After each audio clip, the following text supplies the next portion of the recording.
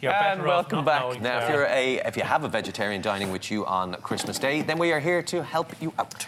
This morning, Tara Walker from East Coast Cookery School joins us with a simple recipe that won't take hours, because let's be honest, there's enough going on in the kitchen that day, isn't there? Good morning, Tara. Good morning, yes. This sounds delicioso, goat's cheese. It's very, very simple, but I think it's quite nice, because I think, you know, sometimes for vegetarians, they get overlooked on Christmas Day, because it's all about the big turkey and ham and everything.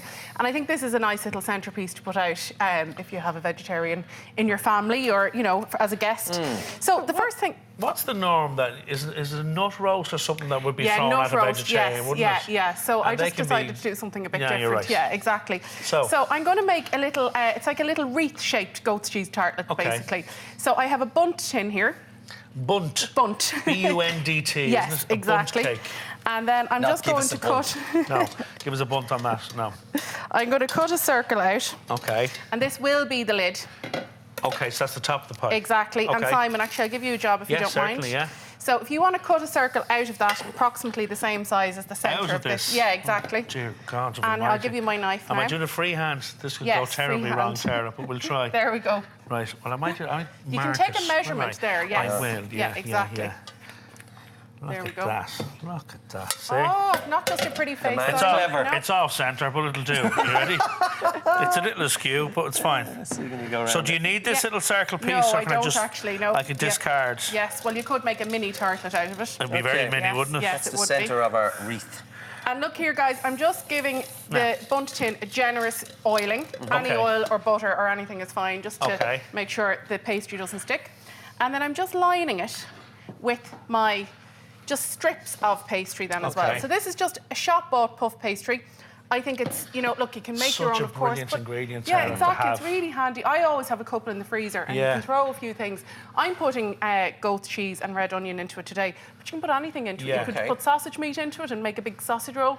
You could put, you know, some caramelised shallots and mushrooms. You could put butternut squash and sage, or, you know, anything at all. It's versatile. So let me line this. So you're basically going to line that tin with the pastry? Exactly, yeah. And I'm just rolling it out slightly thinner because it's quite thick. And it just helps me. These are fairly readily available too, the old moulds, aren't they? Yes, well, I have to laugh because I bought that about 5 years ago and this is my first time using it. It's not. It's one of those things. Tara Walker. Is it? Yeah, well, I used it for the one I made earlier, but yeah, I was laughing. It was one of those purchases. And I was like, I'll definitely make loads of cakes with that. And it gets its name from, is it a traditional bundt cake? Yeah, exactly. So that's kind of like a spongy cake with a syrup. That's right, so, there we go. So there's the bottom of it lined, okay? And then I'm just adding my goat's cheese. Which I think is one of the greatest gifts given to us. You're a big fan of particularly goat's cheese. Love it. Of all the cheeses. But I particularly love it in a tart like this when it's warm. And gooey. Oh, yeah. And it goes so nicely with so many different things. I mean, I'm just putting some cherry tomatoes and red onion in here. Perfect. But as I say, like butternut squash and sage would be lovely with this as well. And you don't need to cook off the onions? No, what I like about them is I've kept them quite chunky, as you can see. And I like to nearly steam them in there and they get really soft then. And they'll break up, will they? Exactly, yeah. So there is my onion in, and then I have my cherry tomato going in.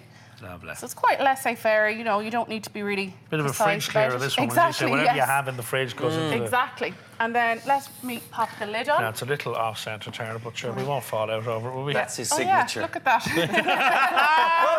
So smaller there. Someone's getting a short piece, You know, it's never easy, is it, Tara? It worked, look. You got to stretch it does back into work, shape. exactly. So you don't need to be too pedantic about it.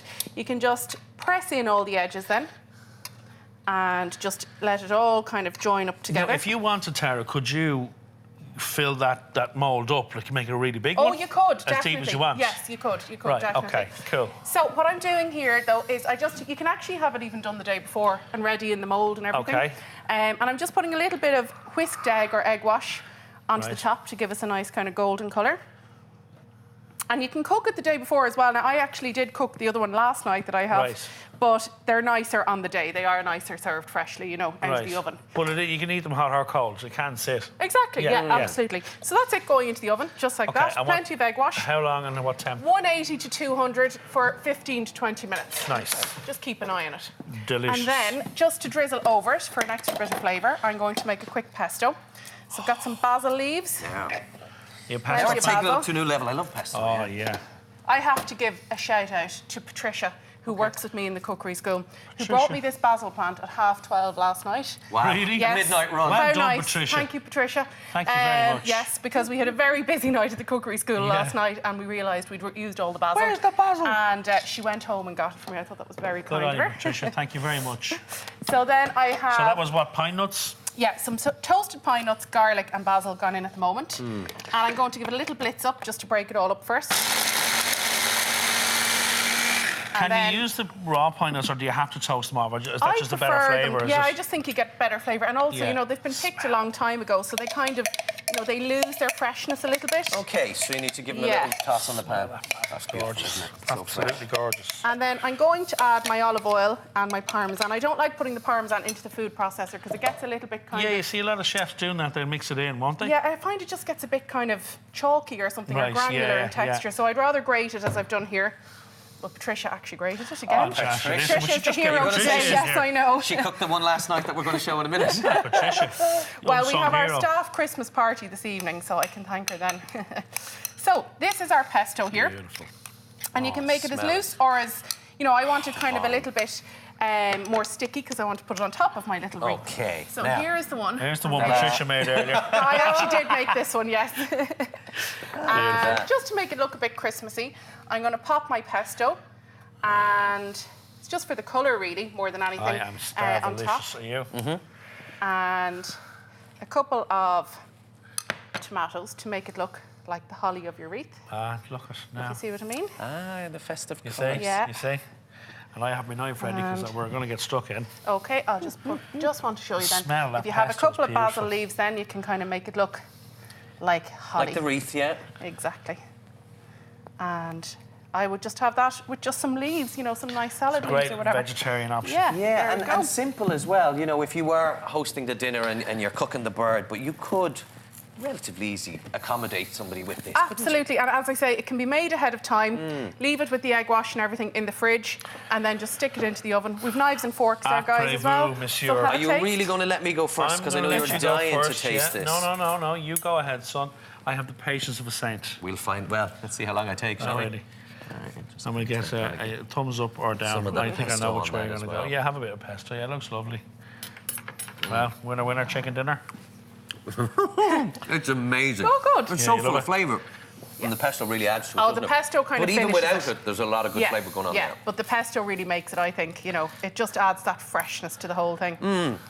And so would you serve this along with your trimmings, as they call it? Absolutely, yeah. I mean, if you have your veg and your potatoes and all the rest. We actually had a vegetarian at the class last night. We did a Christmas class. It was very meaty, but we had this for our vegetarian, yeah. Your thoughts, please, Simon. Oh, it's so good. That's so good.